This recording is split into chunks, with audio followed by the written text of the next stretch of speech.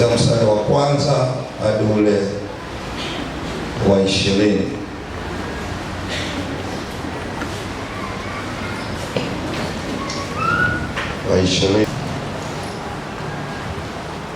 Mwanzo 28 mstari wa 10. Yakobo akatoka Beersheba kwenda Harani, akafika mahali fulani akakaa huko usiku kucha, maana jua lilikuwa limekuchwa. Akatoa jiwe moja la mahali pale akaliweka chini ya kichwa chake, akalala usingizi pale pale.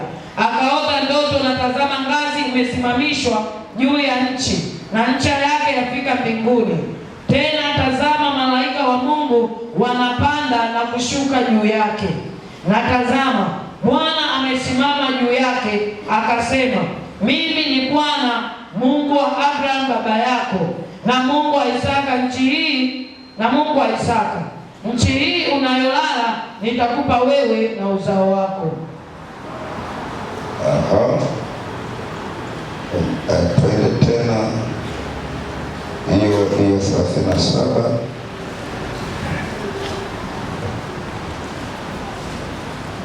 Hiyo 37 tuache 37.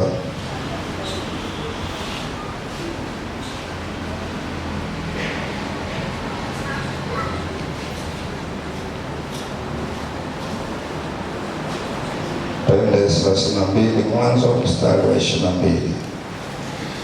Huko tutasoma baadaye.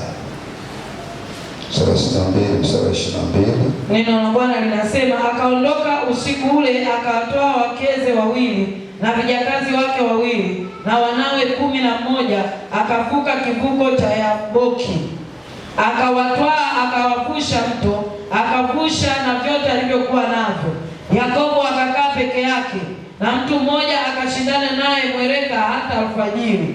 Naye alipoona ya kuwa mshindi, alimgusa panapofungwa paja lake, ukateguka ufungu wa paja la Yakobo alilokuwa akishindana naye. Akasema, niache niende, maana kuna pambazuka. Usisahau hilo neno, akashindana naye. Endelea. Niache niende, maana kuna pambazuka. Akasema, sikuachi usiponibariki. Akamuuliza, jina lako ni nani? Akasema, Yakobo. Akamwambia, jina lako hutaitwa tena Yakobo, ila Israeli, maana umeshindana na Mungu na watu, nawe umeshinda.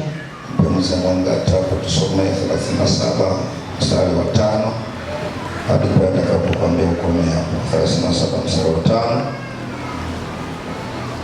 hadi mstari wa 11. Yusufu akaota ndoto, akawapa ndugu zake habari, nao wakazidi kumchukia. Akawaambia, tafadhalini nisikieni ndoto hii niliyoiota. Tazama, sisi tulikuwa tukifunga miganda shambani, kumbe mganda wangu kaondoka ukasimama, na tazama, miganda yenu ikazunguka ikainama mbele ya mganda wangu.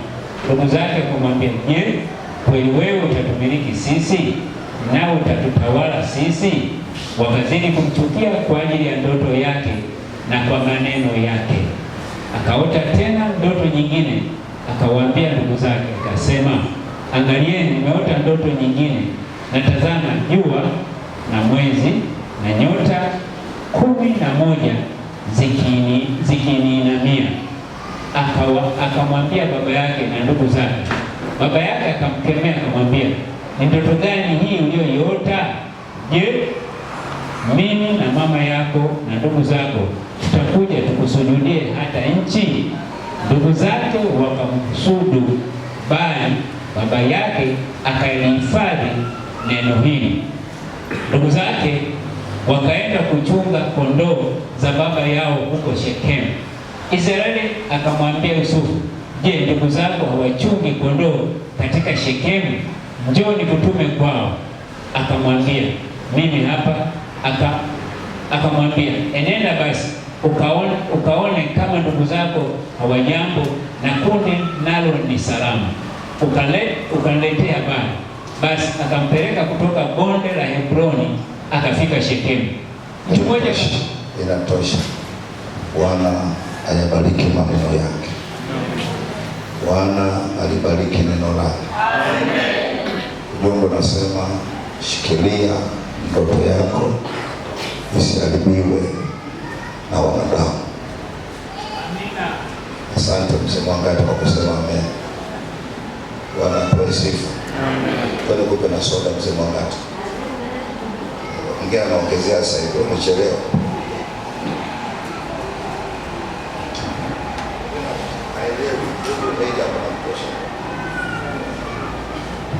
Nguvu ya kupokea ni kuitika. Nguvu ya kupokea ni kuitika. Shikilia ndoto yako, usipende mtu yote atakayechafua ndoto yako.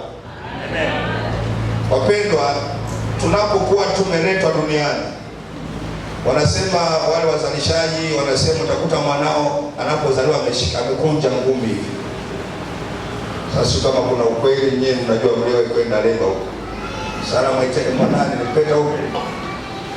Mwaitete wanasema amekunja ngumi.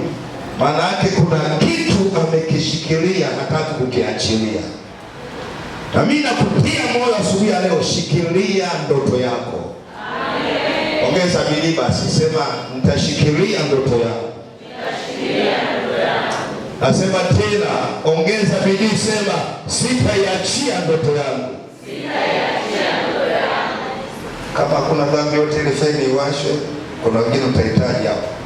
Wapendwa, ndoto ni ile mipango yetu ambayo tunamwomba Mungu atufanikishe katika hayo. Ni yale malengo uliyojipangia kwamba Mungu anipe neema niyafikie.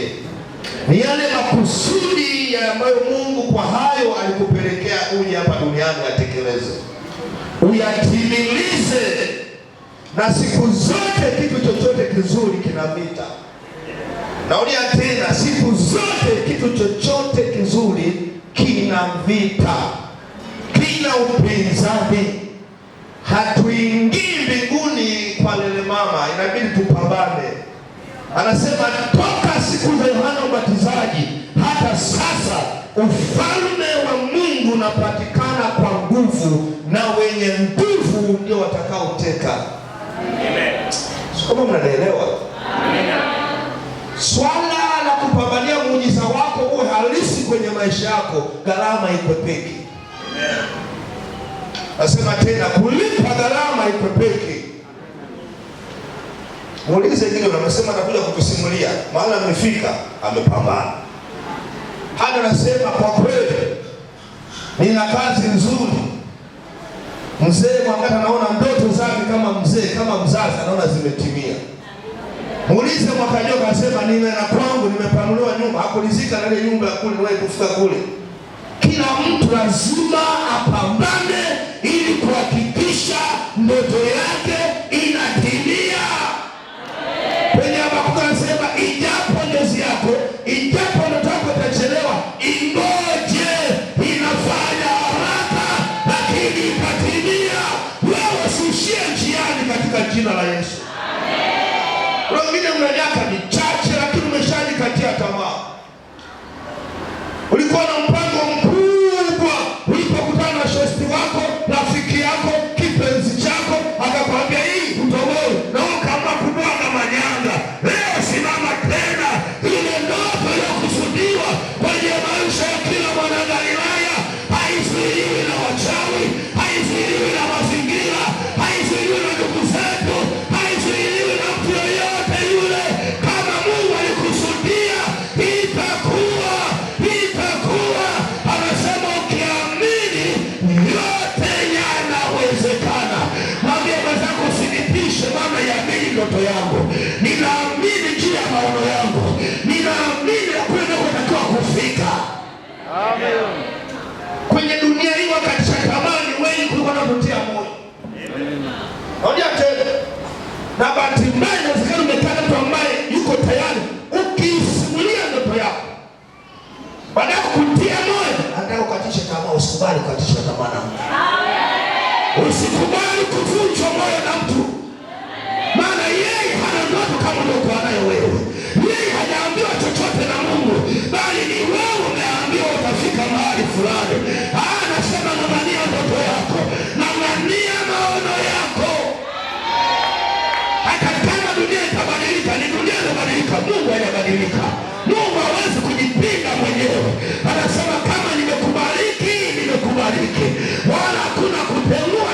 Sema Mungu. Kufikia unapotaka kufika, mpendwa, ni ngumu. Halo. Amen. Ni ngumu kufikia yale maono yako makubwa, ni ngumu, ila inawezekana. Amen. Ila inawezekana. Nasema tena, ila inawezekana. Amen. Inawezekana kufikia kwenye hatima yako. Nimependa wakati Yusufu anaota ndoto yake. Yusufu ana pande mbili, atamhubiri katika pande mbili. Usiseme sana mambo yako ya ndoto zako. Amen. Maana wabaya wako hapo karibu ulipokaa. Lakini tunajifunza bado Yusufu alikomaa na ndoto yake. Sema amen. Alikomaa mbele yako. Kuna siku ataleta heshima mbele yako. Kuna siku atashangaa kwamba ni yule aliyemtupa kwenye shimo. Watakapokukuta haupo gerezani, watakapokuta haupo kwa Farao, watakapokuta haupo kule gerezani, uko sasa kwenye nafasi ya pili kama waziri mkuu. Kama ndoto yako ilivyokusudiwa, nataka nikutie moyo, shikilia ndoto yako. So unasoma, unaandika notice. Kama ni message nitakutupa kasimu kako kule. Changanya. Mwakimbiza wangazi nilikuwa nao kwa sababu kwa nitegemea sababu ndio mwenyeji wa kule. Kwa nataka nionyeshe njia tunapanda gari gani. Nikaambia mwe tayari kwenda mchaka naenda Kangala. Uzembe sitaki. Gari linatoka muda fulani. Tutashuka mahali fulani. Tutafanya 1, 2, 3. Yaani sisi tunaenda kwenye msiba, akili huko. Wote tushajisemesha, tumejiapisha. Mwangalizi wa alikuwa hapo wa kule Makongo, mwangalizi wa Mbezi, mwangalizi wa Magomeni, sio mwangalizi wa wapi na wapi. Tukajiapisha, tukasema habaki mtu Iringa, habaki mtu njiani, wote lazima tuende, wote lazima turudi, na lazima tukahubirie washirika wetu. Amen. Tukajisemesha. Kwenye nyumba anasema utakusudia jambo litakuwa. Kuna ndoto kama Yesu kusudia haiwezi timia. Ukikusudia katika uchache, ukikusudia katika udogo, ukikusudia katika unyonge, hicho ndicho kitatokea kwako. Ninakuombea neema ya Mungu apanue mawazo yako katika jina la Yesu. Amen. Nakuombea neema ya Mungu apanue mawazo yako katika jina la Yesu.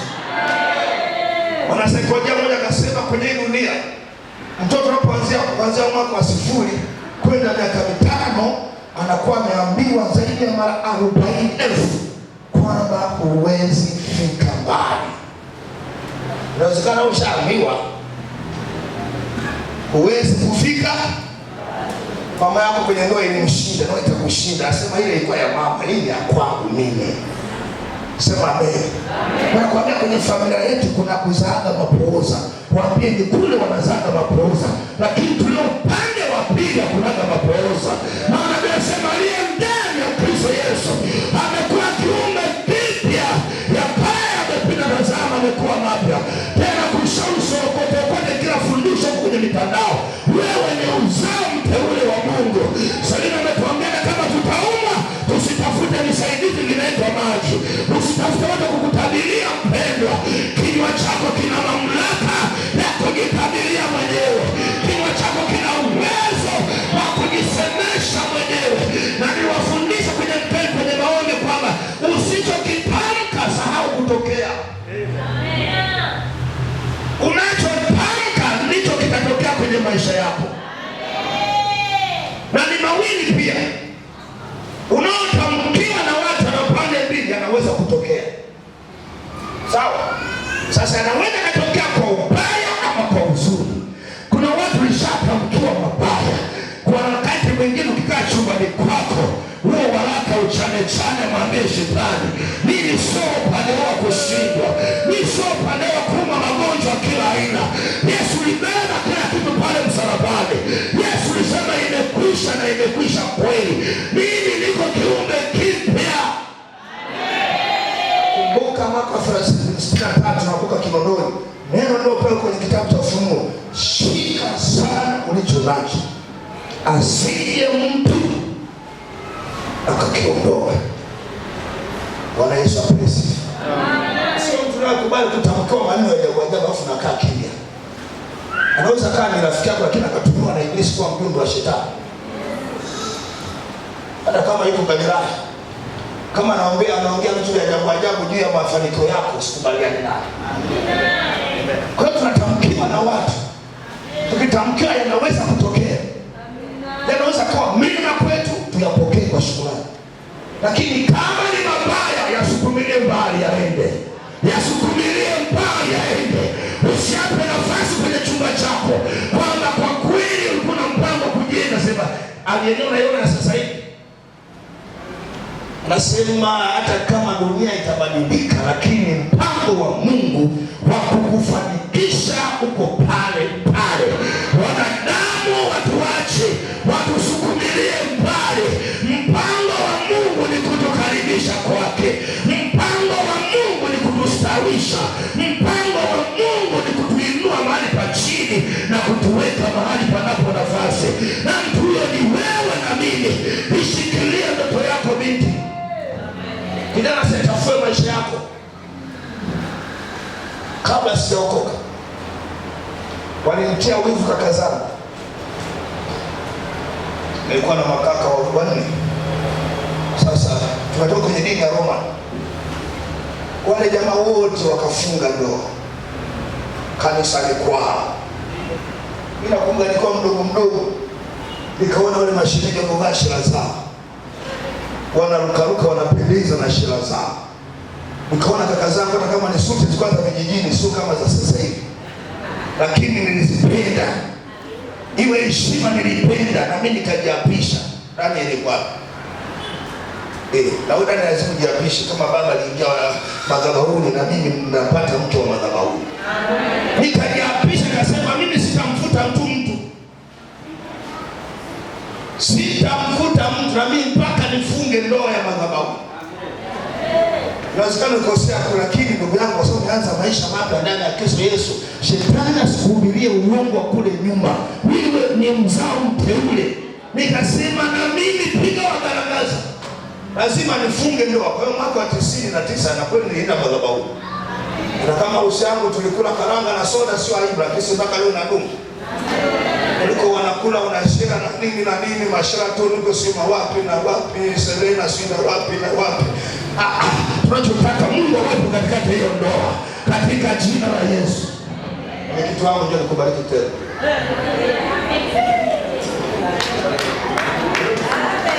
Huyu alikuwa mwenyekiti wangu. Huyu alikuwa mwenyekiti wangu kwa miaka hiyo. Si Mungu amekutunza wewe ushuhuda. Mungu amekutunza wewe ushuhuda huyu. Alipambana kisha jamaa naoa. Na alikuwa msese wangu nadhani wa eneo. Na mimi sina nyuma wala mbele, lakini nilikuwa na Yesu. Yesu anaweza kuinua meza wewe.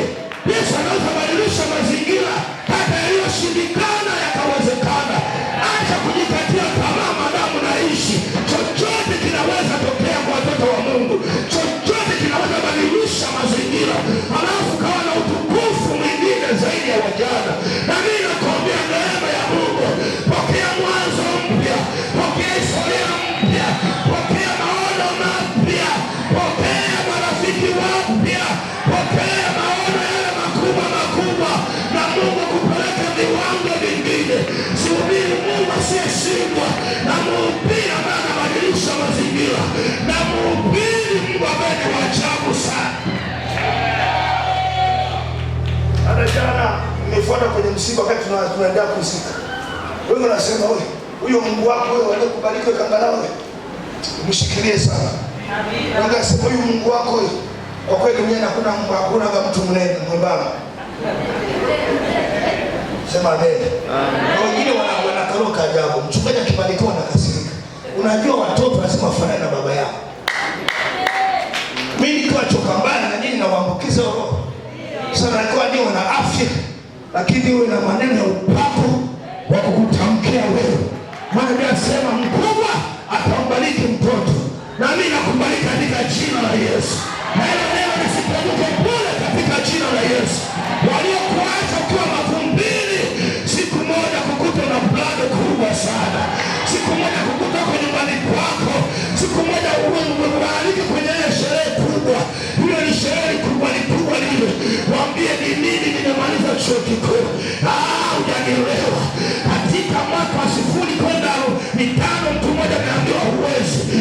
lakini mara 40, lakini katika mwaka 0 yake kwenda miaka 5, Mungu anasekonja anasema huyu mtoto anaambiwa mara 1500 kwamba anaweza.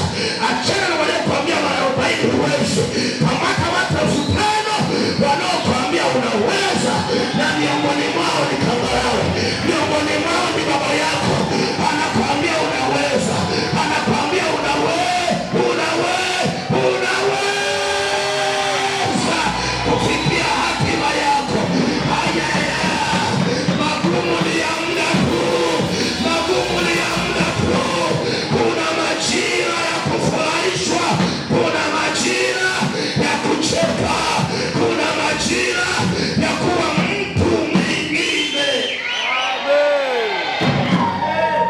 Wakamwambia, wewe tutawala sisi, na muda wangu unakimbia, wewe utatumiliki sisi. Akamwambia, habari ndio hiyo. Bwana asifiwe. Usibadilike kushoto na kulia, kaa kwenye eneo lako, kaa kwenye nafasi yako. Najua tuko hapa ili tutoe ushuhuda kwa ajili ya wengine. Tuko hapa ili tuinue bendera ya Yesu, tushushe bendera ya shetani. Lazima shetani aharibike, lazima maajenti wa shetani waharibike, lazima maajenti wa ibilisi wafeleke. Wanakuja kwa njia moja, wataondoka kwa aibu kwa njia 7. Ninaiona kanisa la Bwana linaloenda kuchanua isivyo kawaida. Ninaliona kusanyiko la Bwana linaloenda kuongezeka viwango vingine. Kuzi nimchekesha mwanangu Glory, pita upande unaifanana sina mama yako, sina baba yako. Glory, pita upande. Nimwambia mwanangu, umetufurahisha nyumbani. Nikamwambia, wewe ndio mtoto wetu wa kwanza. Baba yako mimi sina passport, international passport. Mama hana, dami hana. Yeye ndio wa kwanza kuwa na passport. Bwana kwa isifu. Na mimi nikasema moyo wako siaui. Hata kama kuna ugumu wewe shikilia. Sasa hata kama na mimi nikasema mimi nitakuwa wa pili. Mkaona sasa mimi nitakuwa wa tatu. Hata kama una mpango wa kusafiri Mosi, kesho na siku unaenda Dubai, unaenda kufunga mzigo, mimi nitaenda kuhubiri Injili. Anza kutembea kwenye matawi ya juu. Usisubiri vitu vitokee, anza kuviumba vitokee, anza kuvivuta vitokee. Mawe na imani. Imani ni mkono wa kuvuta vitu visivyokuwepo. Ukiri ni mkono wa kupokea mambo, hata kama ni magumu kwenye akili. Inawezekana katika jina la Yesu. Kwa neno. Kuna dunia kuna tajiri mmoja. Sikwambii jina lake nani. Yeye anakadiwa mali, yeye ni tajiri wa 22 kwenye dunia. Wa 22. Anakadiwa kuwa na bilioni 29.9. Ana bilioni, sio milioni, za dola nyingi tu. Ana hela kama mchanga. Unaona washirika wenye hela. Ile neno linaweza kukuletea hela. Ile inaweza kukufanya ukatambulika na kama ulikuwa ujulikana. Na ndio maana hata kama una hela usitemba. Usikaba. Tembea Mungu akuone. Tembea Mungu akuone. Salimia watu. Nyinyi mabinti mnampanga kuolewa, azeni kuvaa vizuri. Mjichatue kidogo. Mweni makeup. Mweni tumafuta kidogo tuzuri. Sasa na kuchumbia na mka kiko hapa, wanakumbia wanaondoka. Ya kukubalika katika jina la Yesu. Hata kama una 100 waje sema na kwa mbona zile milioni 1. Mimi wewe. Sasa neema naipokea katika jina la Yesu. Hiyo neema pokea katika jina la Yesu. Sio asema unaenda kwa nani? Yule hata 100 hana, hata Wakenya wanasema hata ndururu hana. Mimi nikiona zinaisha natoaga zaidi. Ili kuzifuta zile nyingi zaidi. Sasa utajiri mwenye hela na mnai. Nilikuwa nasoma kitabu chake mahali fulani, stori yake nasema aliwahi kuomba maombi ya kutafuta kazi mara 30 na akakataliwa. Mwambie mwenzako hivi, kufeli mara moja sio kufeli milele. Kufeli mara 10 sio kufeli milele. Anasema mwenye haki, sasa tafsiri ndio andiko mbaya, sio kwenye dhambi. Anasema mwenye haki anaweza kaupa mara ngapi? Yaani kwa maana ya kushindwa, unajaribu na shida, unajaribu ndio unainuka tena, sio kwenye dhambi, nielewe. Anasema lakini anaweza inuka tena. Nakuombea neema, amka Mungu kwenye mavumbi, umesema imekwisha, haijaisha. Hapo ndipo Mungu anaanza maisha na wewe. Mungu anaanza sio na wewe unesha kiinua mkono wako, punga mkono wako. Hatukai kwa sababu tumerithi kutoka fulani, hapana. Wewe ni uzao wako mwenyewe, wewe ni wewe peke yako, wewe ni wa ajabu uliletwa duniani, haukuletwa na mtu mwingine. Kama ni pacha alikuwa na ndoto, mimi mwenyewe nitangulia kwa ni pacha na pacha, wengine alikufa, mwingine anaishi leo. Kila mtu ana siku zake, kila mtu ana furushi na baraka zake. Na mimi nakuombea neema ya Mungu, ipokea kusudi la Bwana, pokea hizo baraka alizokusudia Mungu kwenye maisha yako.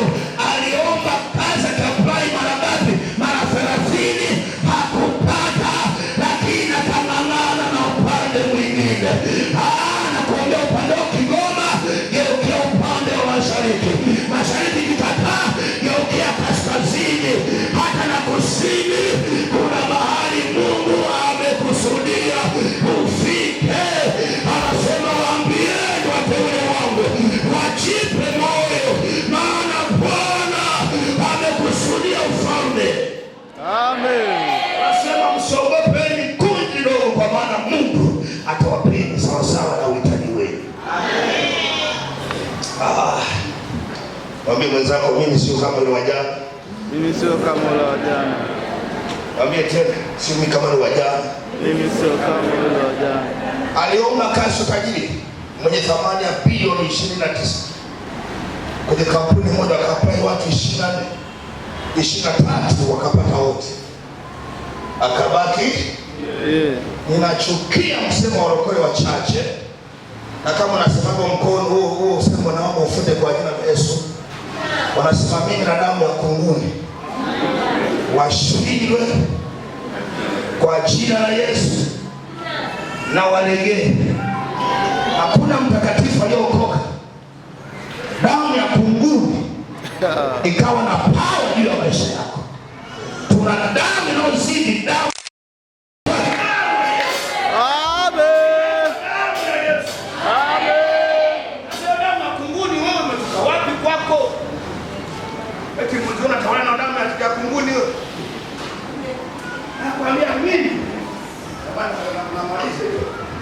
Nasema mimi, yani mimi kwenye familia yangu mimi ndo wakuchukiwaga tu. Alafu mimi mchungaji, unajua mimi kwenye familia yangu mimi ndo wa mwisho. Unakutisha wewe kwa sababu wewe ni wa mwisho kwenye uzao. Wa kwanza akawa wa mwisho na wa mwisho akawa wa kwanza. Inawezekana. Nakumbuka Danieli alipompeleka kule Mount Moria. Ndio kwanza Mount Moria. Zion, kama nikumbusha.